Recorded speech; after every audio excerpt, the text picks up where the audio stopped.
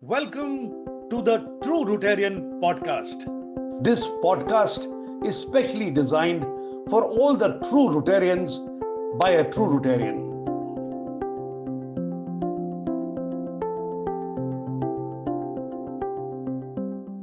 Welcome to True Rotarian podcast, where we talk about joy of giving back to the society and help build strong communities and strong Bharat. If you like our content, our stories, and our podcast, please do like, share, and subscribe the video. Today, we are going to talk about a very important topic: cervical cancer, a disease which is totally preventable. Cervical cancer has been known for more than a century. In mid 1800, doctors first identified this disease, and a major breakthrough came only in 1950 when Dr. George Papanicolaou introduced the Pap smear test, which became a revolutionary tool for early detection. The main cause of cervical cancer is human papilloma virus, or HPV. It is very common infection, mostly spread through sexual contact. In most people, HPV clears up on its own, but in some cases, high-risk type of virus can persist and lead to cancer. Some factors that increase the risk include early marriage, multiple pregnancies, smoking, poor hygiene, and lack of regular screening. To talk about this deadly disease, we have a very passionate guest who has done some fantastic work in prevention and creating awareness throughout the country. It is indeed my pleasure to welcome Rotarian Vandana Bhalla. Welcome to the show, ma'am. Thank you.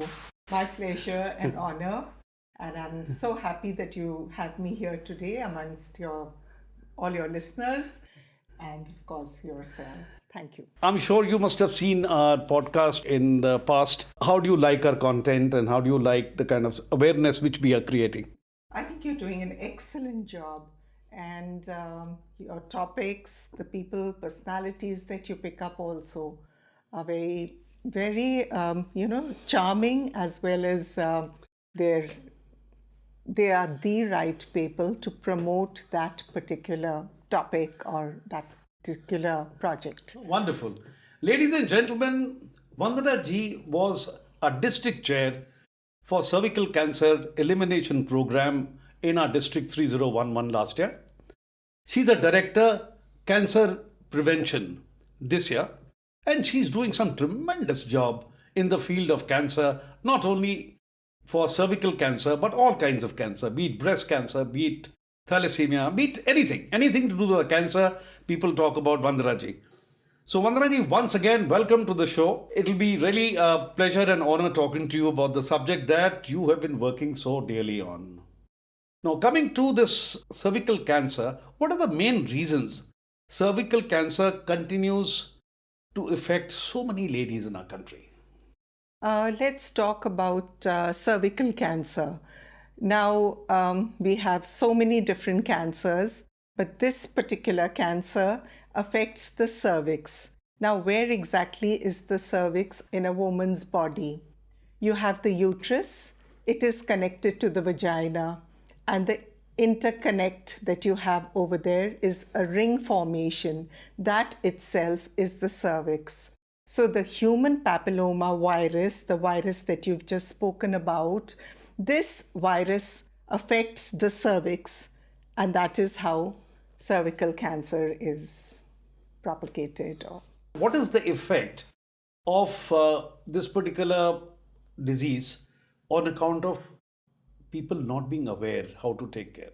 When I started off maybe about 3 years back, so many people would just, maybe 90 to 95% would just turn around and ask me, what is cervical cancer? What are you talking about?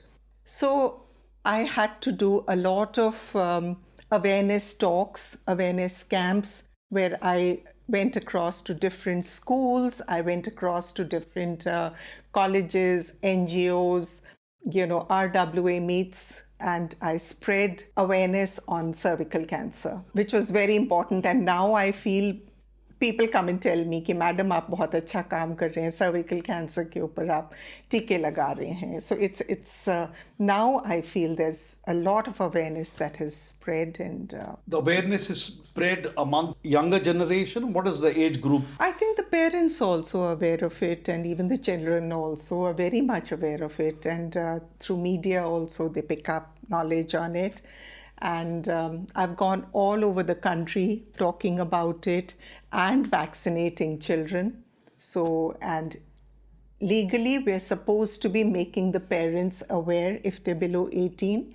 We're supposed to be making the parents aware of cervical cancer, the vaccine itself for prevention.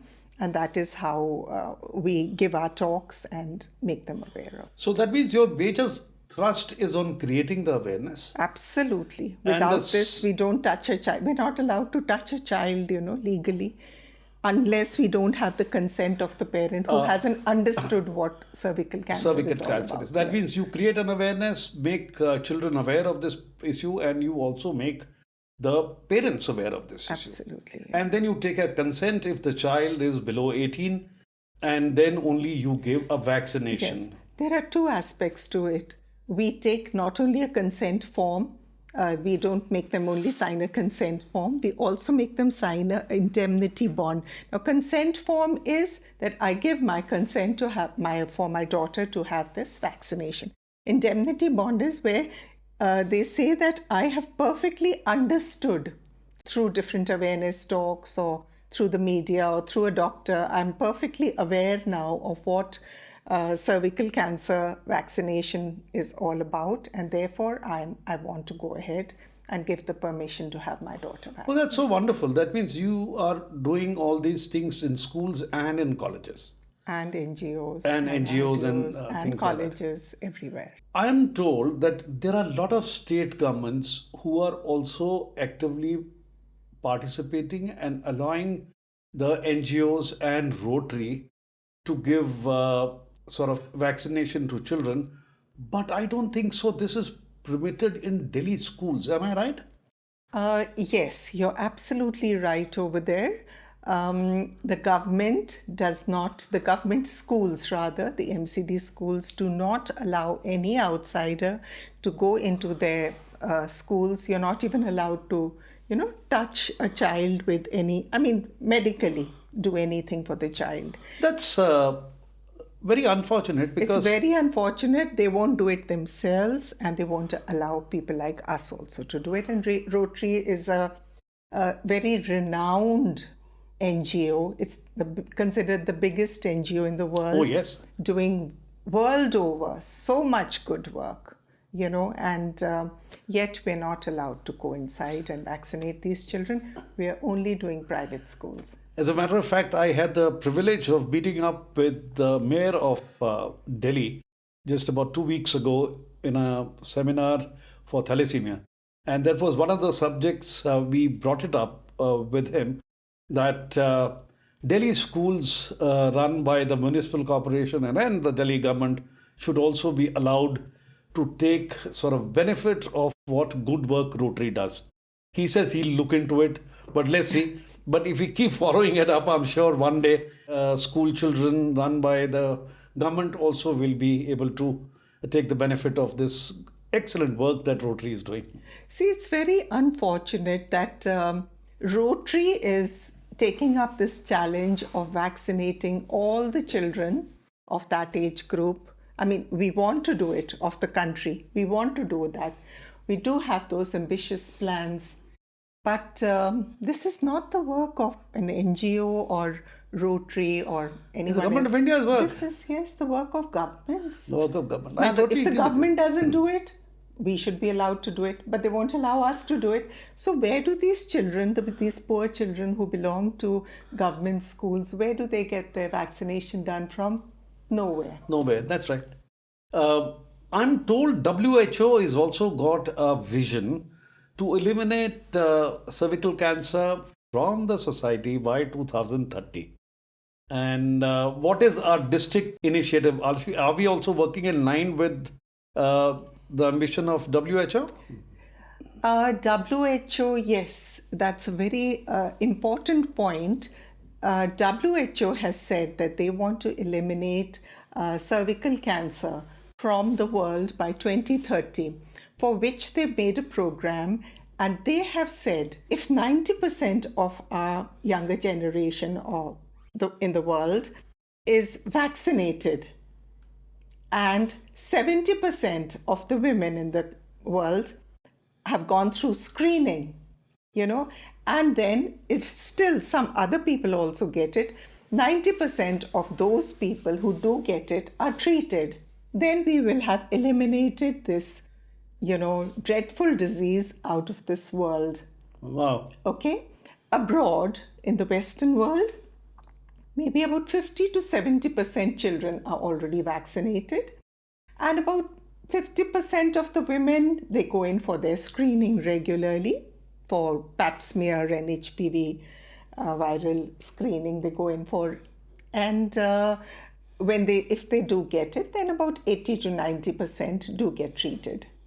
But unfortunate part is that in our country, it is only, I think, 0.1% of the children who are vaccinated.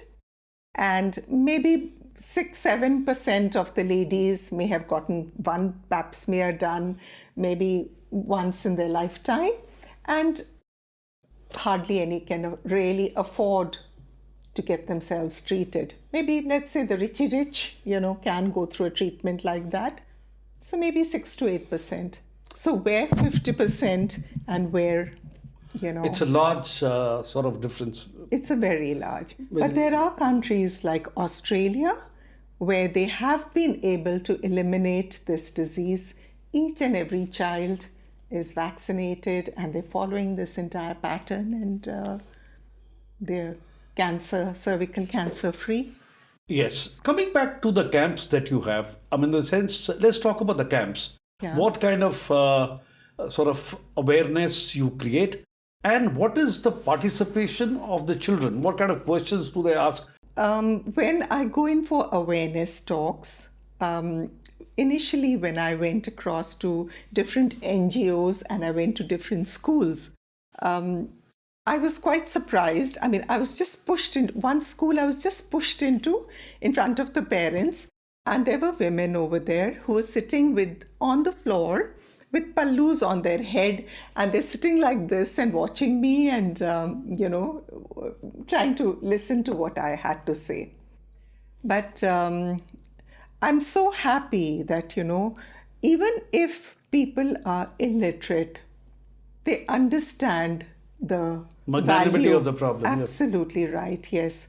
And even if they're illiterate, I think a person who can clearly go and talk to them, holding their hands and telling them, this is the right thing to do for your child.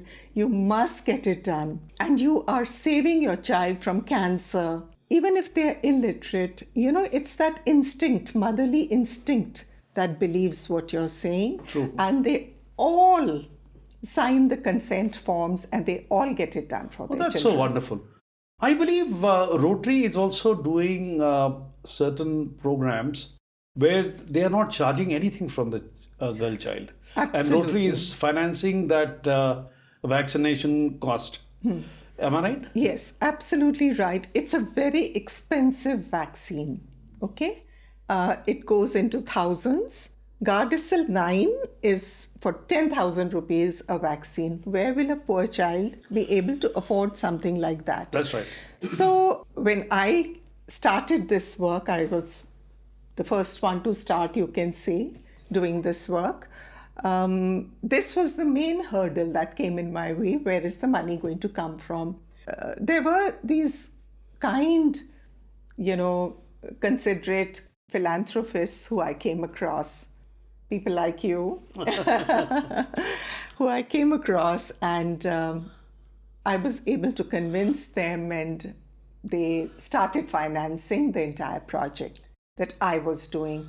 And money started flowing in, and people were very happy with the work that we were doing.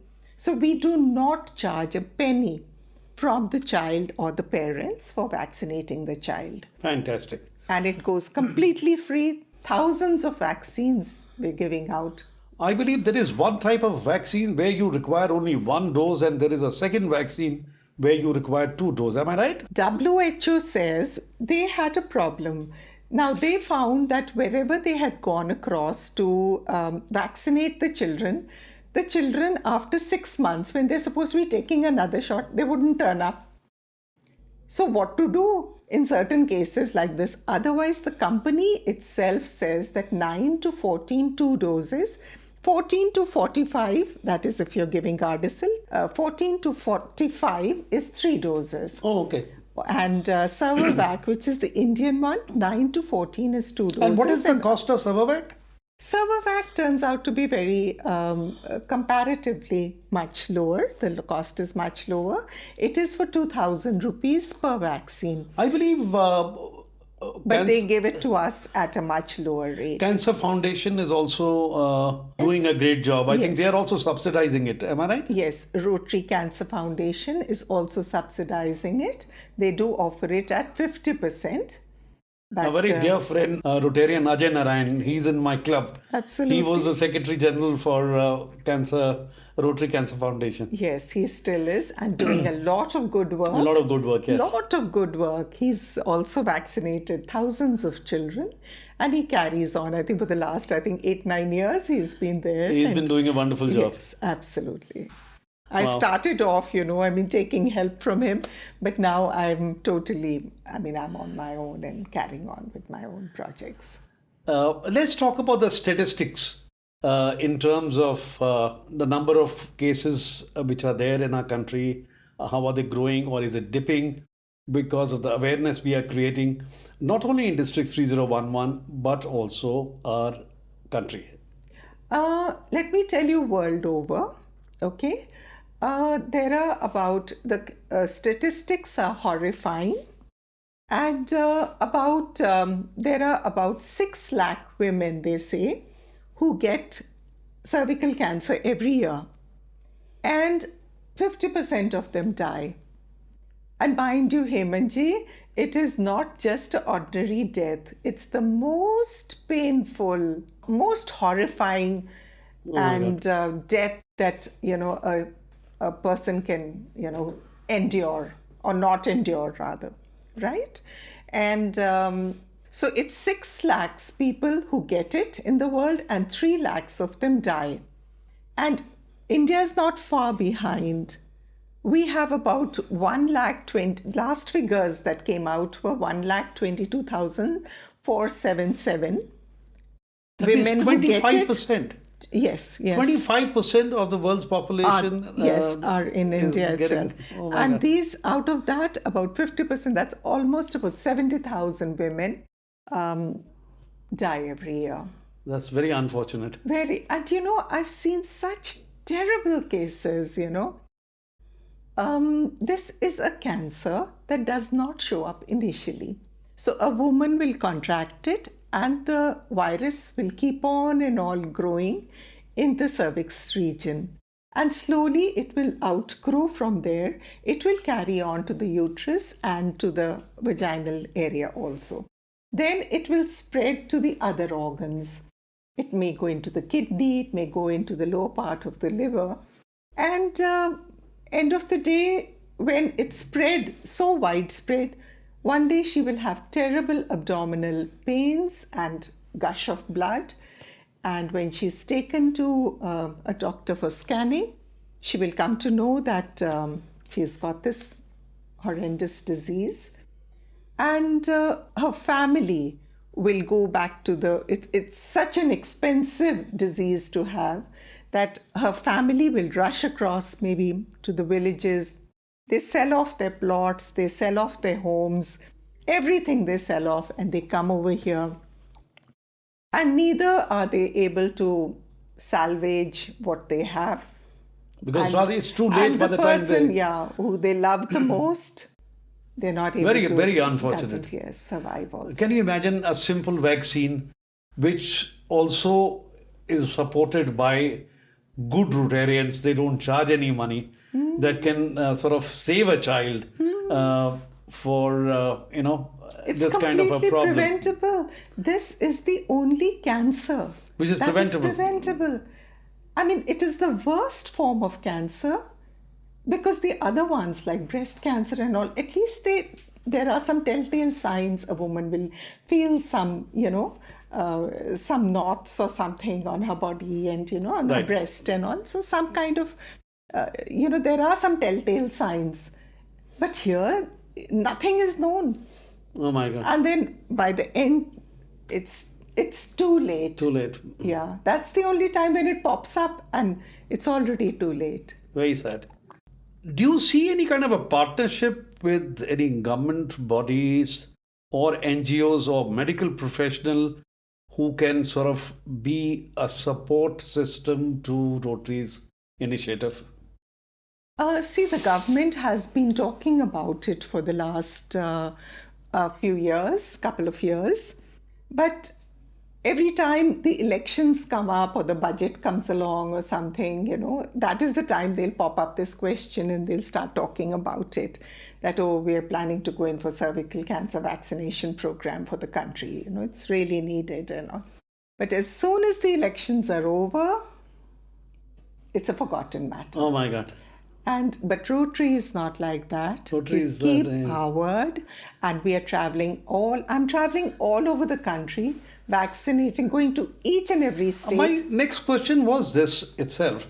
See, are you looking after only the District 3011 or are you going to other districts in the country? There's so much poverty. I mean, 3011 is still, our district is still a much richer district. But if you travel down south, people are very poor over there. And there's a lot of illiteracy, awareness is not there. So that had to be created. And I felt I had to spread my wings and travel all over the country. I've been very lucky. I've had very good support from all my DGs, district governors. They've supported me completely and, they've allowed me to reach out to any part of the country that I wanted to go.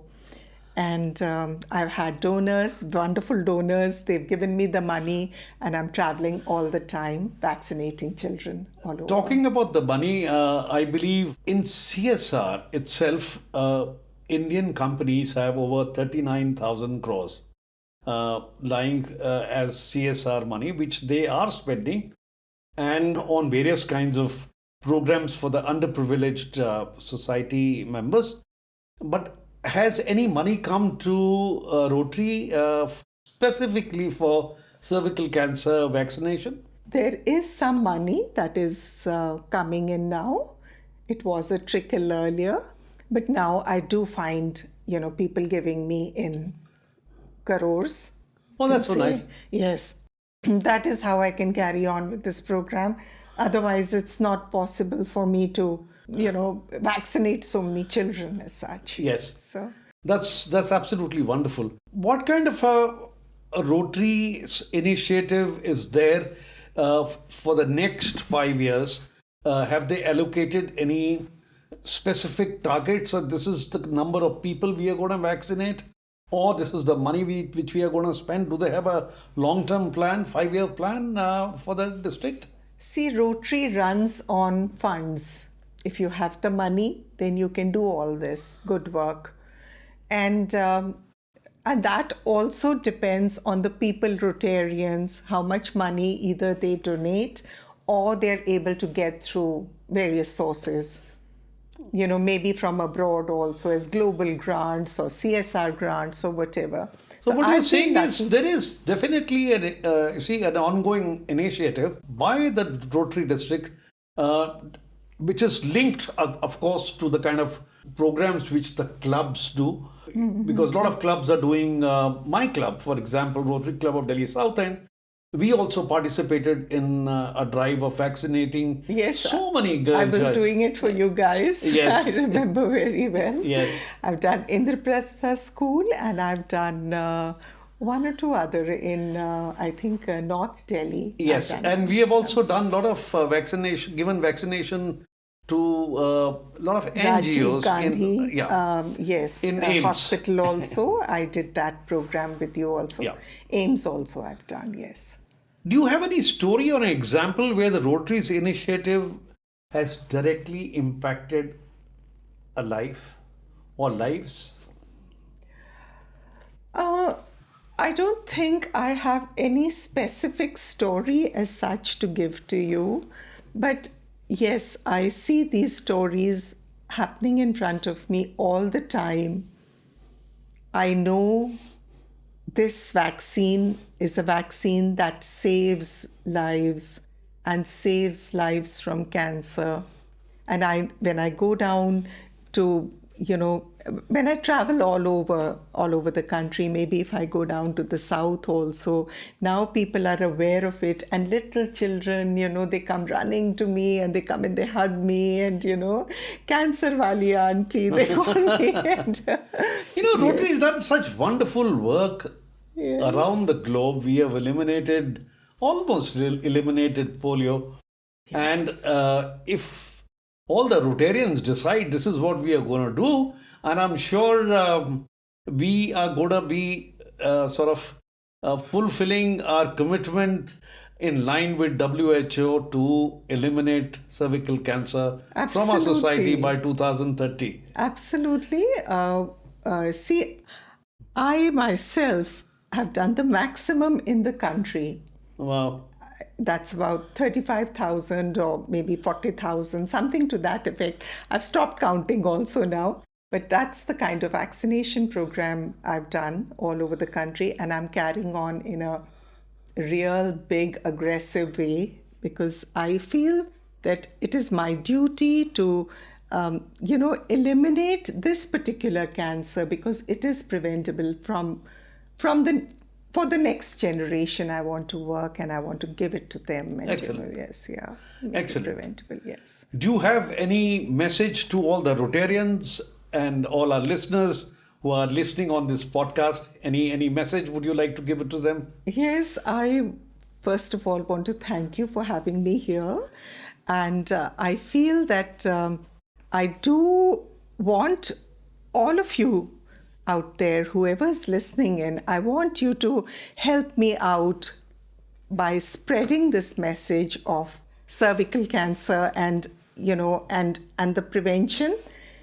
You can tell them that we are doing it and they can reach out to us, and definitely we're going to be offering it to them also, their children, maybe the people around them, the poor people around them, the people working for them or in their factories or in their offices, people who can't afford it, to come to us, and we're giving it to them perfectly free of cost. And they should also come forward. These people should come forward and save lives in this manner. Yes, absolutely. Ma'am, can you tell the audience about the doses for vaccination? Yes. It is from 9 to 14 that the children can take, the boys as well as girls. They have to get 2 doses, one now and one after 6 months. Okay? While 14 plus, if you're going in for the Indian vaccine, Cervavac, we're very lucky that we have an indigenous one. Yes. Cervavac set up by the Serum Institute of India, and which is very reasonably priced. So I feel if they have to take this one, it is from 9 to 14, 2 doses. And 15 onwards to 26, it's 3 doses. Okay. So, but Gardasil, if they take, that is the foreign one made by Merck, MSD. So that is 9 to 14, 2 doses. And it is 14 to 45, 3 doses. Okay. So those are the kind of, yes, yeah. Friends, cervical cancer is not just a medical issue. It is a matter of awareness, prevention, and timely action.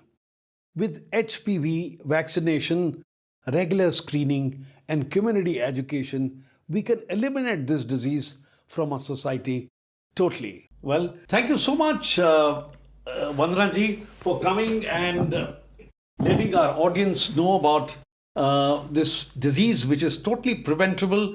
All we have to do is create an awareness that it is very essential for small children to take precaution and take the vaccinations as recommended by Vandana ji. If you have a story to tell, ladies and gentlemen, or if you have a project to discuss, please do write to us. It will be a pleasure to call you on our show. Thank you so much and Jai Hind.